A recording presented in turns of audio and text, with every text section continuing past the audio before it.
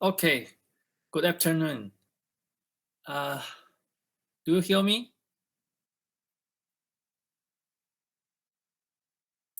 Yes, I can hear you. Oh, okay. Thank you. So I think let's start our today's lesson.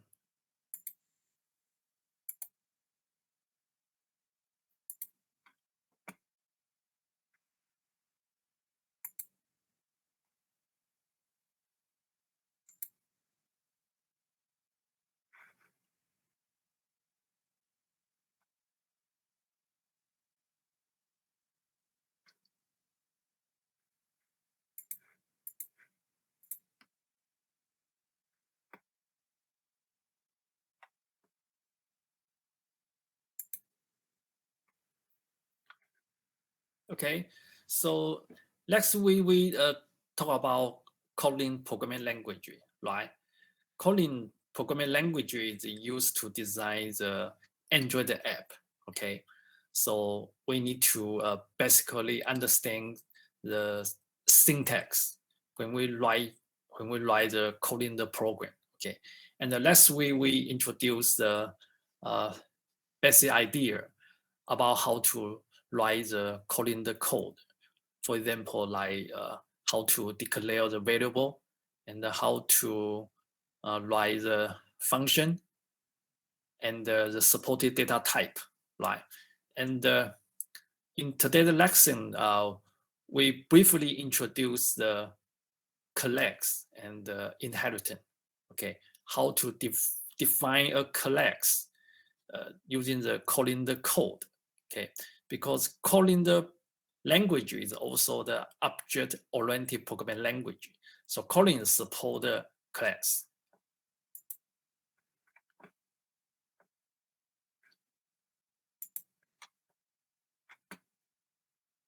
Okay, so basically, we use a keyword class to define a certain class, okay, and followed by the class name and the curly brace. In this body, we provide the property declaration and the member function the definition. Okay, so the simple example is just like this one. We define the person is a new class, and the person contains the one property, and the property is a name. And here we give the default value, and the short name is a method function. Okay, no parameter, and the string is the return data type. Okay, so the major the function body is return the name, return the only the property.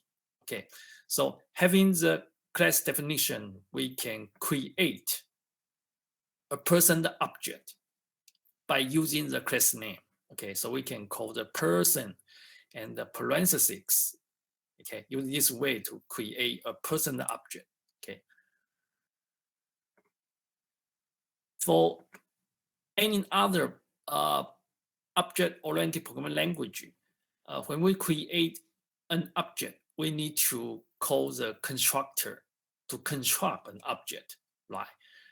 And just remember how to define the class in the Java, okay? Java or the C++, you can define different constructor. You can several constructor, and this constructor may have different different number of parameter. Okay, we will show the later. Even in Kotlin, the constructor can be primary constructor or the secondary the constructor. Okay, so maybe let's show how to define a class in the website. Okay, we use a web page to really write the Kotlin the code. Okay, so let me open the Safari the browser. Okay, so here we can test our the Kotlin the code. Okay, so here we have the main function, and outside the main function we can define our the class. For example, I want to define the person the class. Okay, and the person having the one property. Okay, and the property is name. Okay, let's show what we have name, the string. Okay, in this way, mean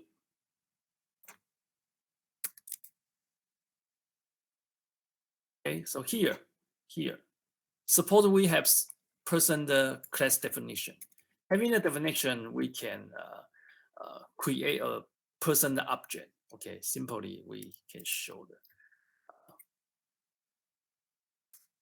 For example, I have the variable simply x. Okay, is equal to person. Okay, I want to create a person object. Okay, because in my class definition, I provide the parameter. You need this way something like the function the parameter. So here we need to pass the parameter. For example, I pass the rubber. Okay, so what's the rubber? Rubber is the argument passed to the underlying name. Name is our parameter.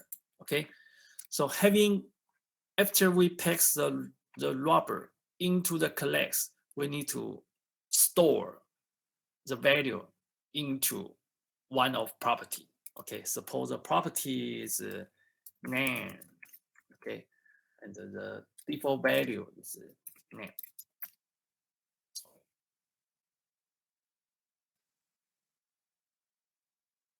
Okay, so what's the meaning? This means I want to create a person and pass the rubber. So the underlying name will be rubber, right? And we assigned the underlying name to the name. So the name here is one of the property for any the person. Okay, so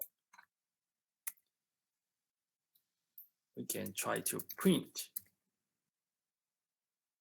line.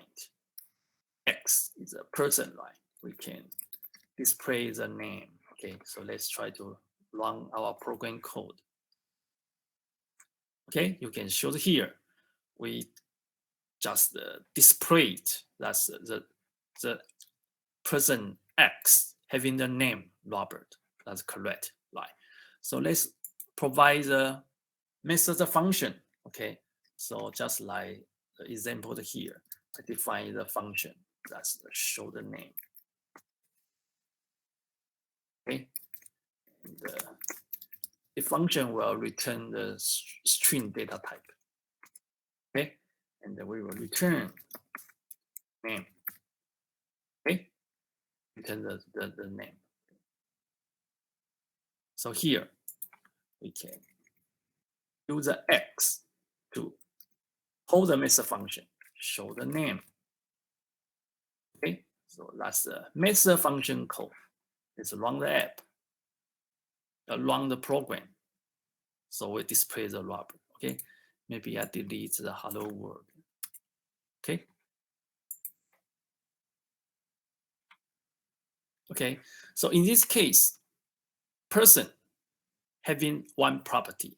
Okay, and using this way, that's called the primary constructor. Primary constructor. Okay, so when we want to create a person, we need to pass one value. This value is for this parameter, and this parameter also will be assigned to the named property. Okay, so that's called how to initiate a person object. Okay, here I try to change my code. Okay, suppose here I just declare name is a string type. Okay, so here I only just show the name is a string type and without giving the initial value. So when we create the person, the rubber cannot be assigned to the name, right? So here we need to provide a code block to assign the underlying name to name. Okay, in Kotlin we use init. Init the program block. Okay, here we say the name is equal to So what's the meaning? This means here I only declare name is a string type without initial value. Okay, and here when we create a person, we pass Robert to the underlying name. Okay, so far the person object, this property don't have any value. So in the class definition, we need to provide the initialization the code to stack the value to each property. So here we use a init. Okay, using this way, try to initialize a certain property. So init, we can write a complex program code to do the more the checking and do more the thing here. Okay, so just remember we have two way. Either we directly assign the value to the property, or we write the init the code block to do the initialization. Okay, so that's we have two way.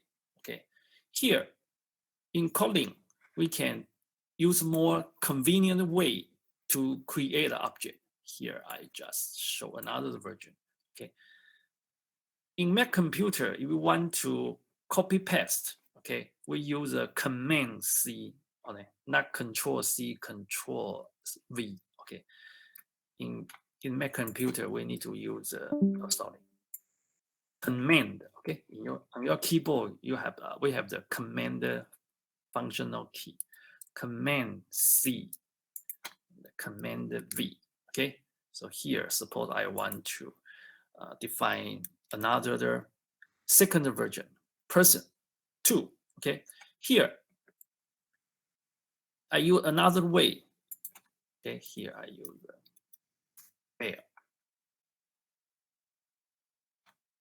Okay,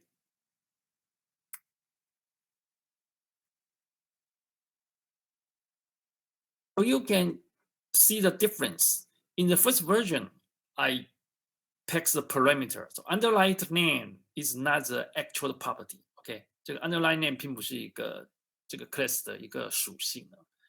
However, in the second version, when we call the constructor, we directly assign the value to our property. So here, we the parameter name become the name, not this one, not this one. Okay, and also the leading the we need to add the VAL or the VAR. Okay, just like we combine this line and combine this line together. Okay, we use this way. Okay, let's try to, for example, let's try to create a second person. That's Y. Then 2.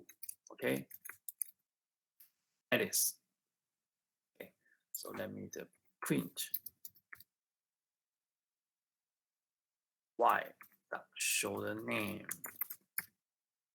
Okay, let's test this code can work successfully. Let's run this code. You can see here, Robert and Alice. Okay, so remember, that's more the easy way to declare our class. Just follow the class name. Inside the parentheses, we show our list of parameter. Also, this parameter will become the property 啊，列在括号里面的参数，通通都会变成 class 里面的 property. Okay, so the parameter name will be also become the property of this class. Okay, here I show the second version. Okay, here suppose the person not only contain the name but also the age. Okay, so I want to here to show person 3 has another property. Okay, suppose the property is VAR. I mean, this property, the value for this property can be changed later. Okay, VAL means value, that's read only. var called variable, can be changed any time. Okay, so we have another property called the age, and the data type is int. Okay, so person3 has two the property, name and the age. So here, suppose I want to create another variable z. Okay, it's person3. Okay, because here we have two property, so we need to provide. Okay, suppose that's John, and age is, for example, that's 40. Okay, let's show what we can display the z. Show the name. Okay, let's try to run the program. Okay, you can show here we have the 3 person with different name, right? So in this example, person 3, we say person 3 has two property. One is the name, one is the age, right?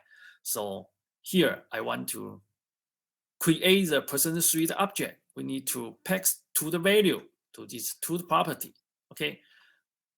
Suppose here I show another variance to the person 3. Suppose I have P, that's person 3.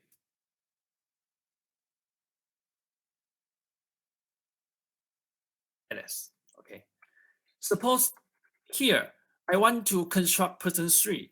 I only pass the name and without the age, and I want to let the age having the default value. So this means for person 3, I need to have two constructor. One constructor is having the two parameter, right? And another constructor only have one parameter. Okay, so for this case, that's called we need to create the second constructor. Okay, so here, having name and the age, that means that's also our the primary constructor. So here I want to create the second constructor. So how do we construct the second constructor? The keyword using the constructor, C-O-N-S. Okay, we need to use a constructor. Okay, I want to provide the secondary the constructor, and here we only need to pass the name. Okay, so that's string. Okay, just for this case, I want to create person 3. I only pass the Alex, only tell you the name without the age. Because person 3 need to have the value for the age. So this means we need to set the initial value for the age. So that's our secondary constructor. We can call the primary constructor. So how do we call the primary constructor? We use the zix name and 0. Okay. So what's the meaning for this statement? This statement say person 3, we have the secondary constructor. And for this constructor, we only need to pass the name without the age. However, age is still the property for the person 3. So we still need to give the value. So for this case, we just call the primary constructor. Okay, so this way means the secondary constructor, after setting the name, we also need to call the primary constructor, just like this case. Okay, this is called this way. This thing we call the primary constructor. Okay, so you can see here when we call the primary constructor, the age becomes 0. Okay, so this means we only provide the name without the age, and in this class we will say the age will set to the 0. Okay, so maybe we can try to print key.age. Okay, let's make sure the age for the P will become the 0. Okay, let's run the code. Oh, sorry, print line.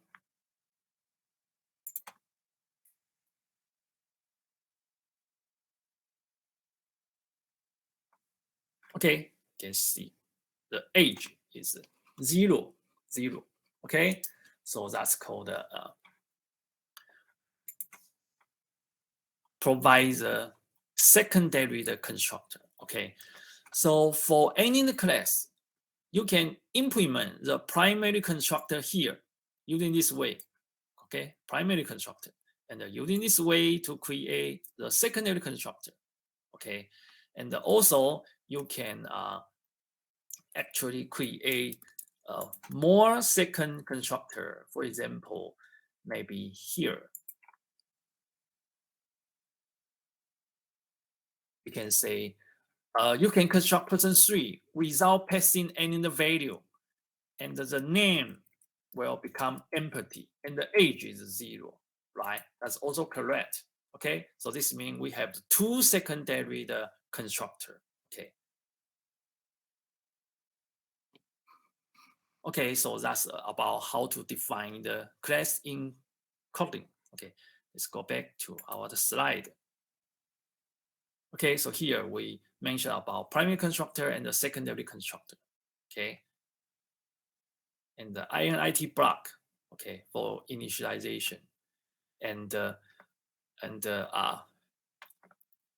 along the class definition in the parameter, we also show declare some parameter become also directly become the parameter. Okay, we're using become the property. Okay, we're using this format. Okay, so here I show another example about getter and the sector. Okay, getter and the sector is for the safety of your code.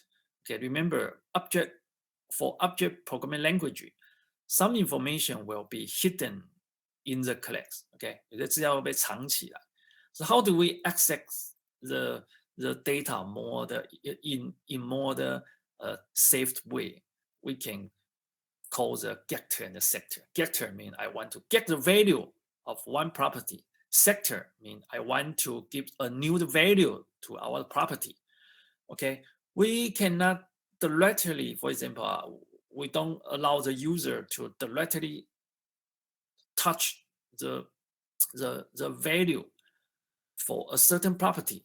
The only way you need to access or update is through the function call. Okay, this function is called the getter and the sector. Okay, maybe I try to write a program code for the person case. Okay, so here I show the program code.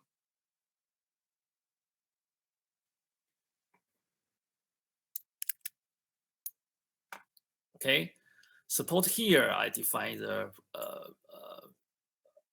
another version for the person. Okay,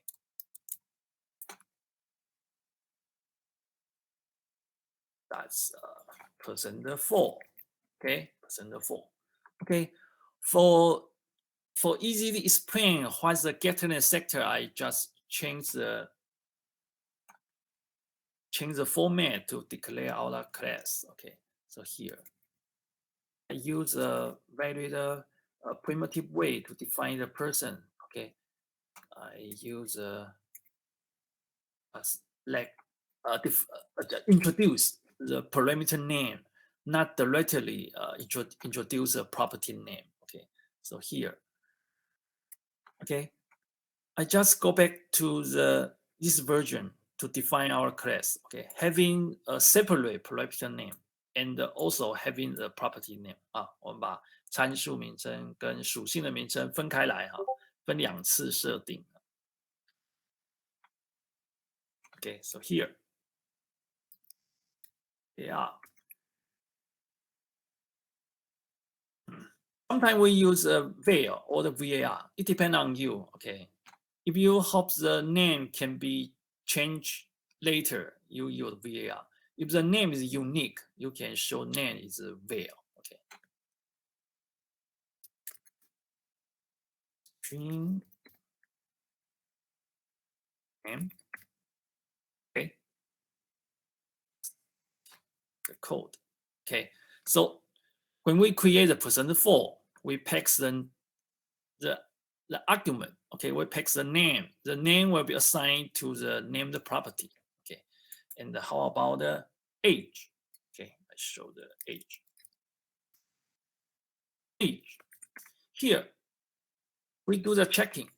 When we assign a new value to the age, I want to do the checking, make sure the age is greater than 0, not minus, not negative the value. Okay, so here we need to make sure,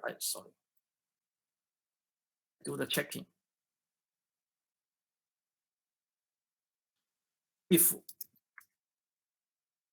age, okay, is greater than 0, okay, then we set the underscore the age to the age, right? Else the value is 0. Okay, so this statement is the if else expression. Okay, so if else can return the value. I think you can easily understand the meaning. Okay, when the underscore the age is less than 0, then we return the 0 to this one. Okay, so the property age will become the 0. Otherwise, so we just want to make sure the value for the age is always greater than 0 啊，所以我们只要保证这个 age 经常都是大于0的。Okay, here I provide this new statement that's called a sector. Okay, let's type the code, and also you can check my slide. 啊，今天我展示一下 sector 的用法。value greater than 0. Maybe I just to the line.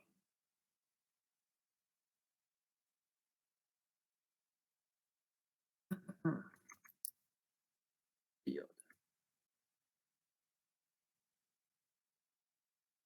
Okay, so let's check what's the meaning. Okay, here this syntax is called a sector. Sector is a special function associated to this property. Okay, so here I have age, right? Age is a property. Here we show the set. This means the following is a sector. For the age. Sector means when we assign a new value to the age, we need to call the sector the function. So what's the value? Value means the new value assigned to the age. Okay, you just consider value is a new value. So I just want to make sure the new value is greater than 0. If that's true, we will assign the new value to the age. So how do we store the new value to the age property? We use the keyword field. Okay, maybe you will feel strange. So what's the field? Actually, field means the storage. Storage means the storage for the age property. Okay, so the meaning is save the value to the age. Okay, so let's try the program code. When we'll call the sector. Okay, so let's try here. Maybe I can delete the code. We don't need. Try to make our program more simple. Okay, val x, okay, equal to then 4. Okay, upper and 40. Okay, so Robert is a name. Okay, so name will be stored into the named property, and the 40 is the age. So when we construct the object, we will run this statement. Right, 40 will pass to the underscore age. So the underscore age is greater than 0. So we will set 40 to the age. Okay, so we can simply print in the line x dot age. Okay, you can see here the answer is 40. Okay, that's correct. Okay, so here let's try to assign the new value. X dot age is equal to 10. Okay, let's print the age again. So run the code. You will see the answer is 10. That's also correct. Let's try to set a negative value to the age. For example, that's minus 5. Okay, let's also try to print the age. You will see the answer is not minus 5. Okay, it becomes the original value. Originally, the age is 40. When we try to give the new age, that's minus 5. And you will see we assign a new value to the age. So here we will call the sector. For the sector, sector is this function. So value here is a new value. That means minus 5 is a value. Because minus 5 is not greater than 0, so we will not run this program code. Okay, nothing is do here. This means the age, the value will be not change. Okay, so the age will keep the original value 40 啊，这大家看得到啊，给一个负的，哎，它就呼叫这个 sector 的这个函数，哎，检查，这不成立啊，所以它的 value 就不会被储存回来 ，field 就代表这个 age 储存的位置，所以它不会被储存进来，哎，所以它就不会储存到。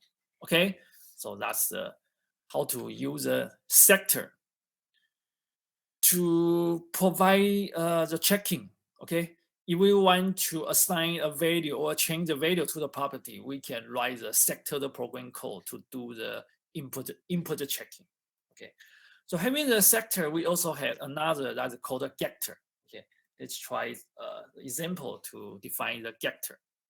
Okay, so here I show the example. The example is just in my slide. Okay, here I want to demo how to define the getter. Okay, suppose here I want to define a new class.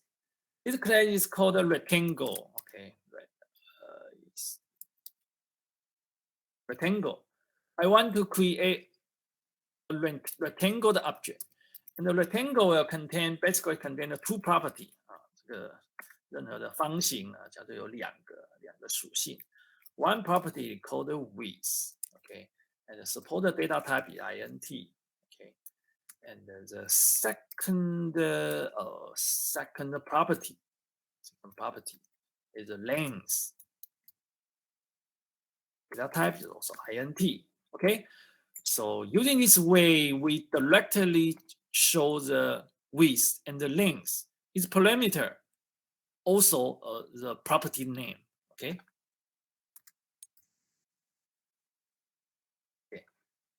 So is the code. Okay, so having the rectangle definition, we can create the rectangle. Suppose rectangle the x. Okay, rectangle, and here we want to create a rectangle, right? We need to provide two parameter for width and the length. Okay, so suppose that's 10 and 20.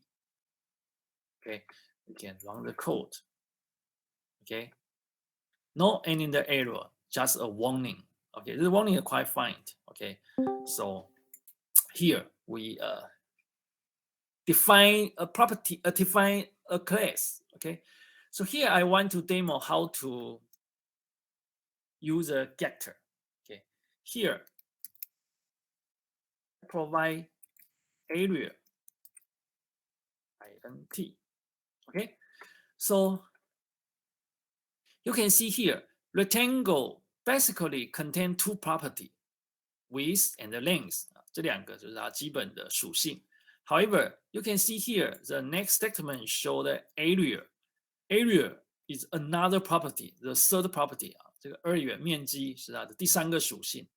However, area we don't provide any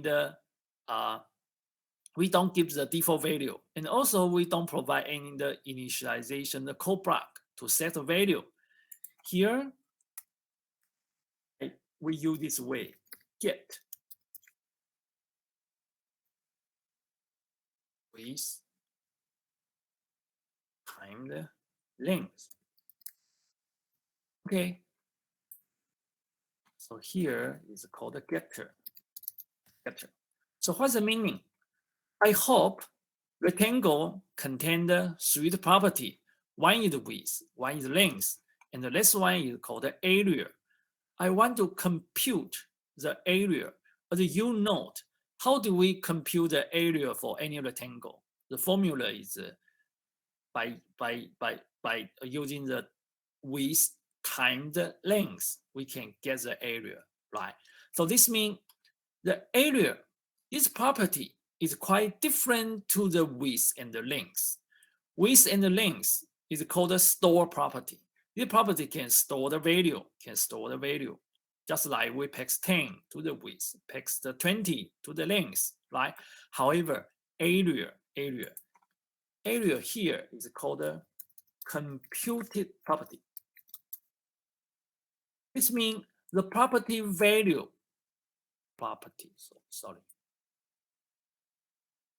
computed property. This value is computed by the getter function. We don't directly assign the value to the computed property 啊，就是计算的属性，它的值是由某一个 getter 的公式算出来的，它不是用一个值直接储存进去啊。OK， so we can try to print line rectangle x area. Okay, I want to retrieve the value. Let's run the code. You can see here that's 200, correct, right?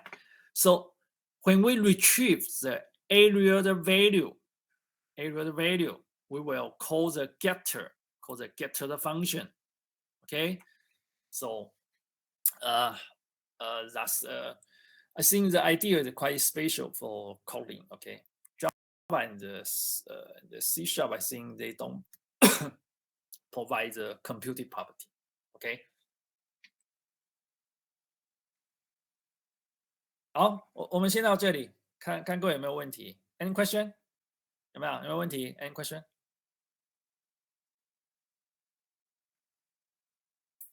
So next week we talk about we have the I give the homework 1 right？ 我们不是有给一个作业嘛？其中第3题 exercise 3 is about how to define the rectangle. Sorry. Here. Okay, so after my explanation about how to define the class, maybe you can do this homework. 我想这个应该大家就没问题啊，就是定义一个 rectangle, how to define the rectangle.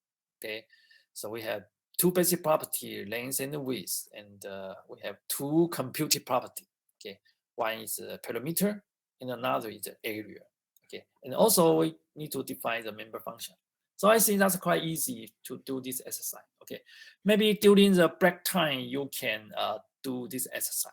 If you have any question, you can just ask me. Okay, so let's take a short break. 我们暂时休息一下啊，如果有问题，你们这个程式码可以自己先练习一下啊，对照投影片啊，然后打开网页，程式码练习一下。Okay, so you can try to practice some program code. okay, in my slide.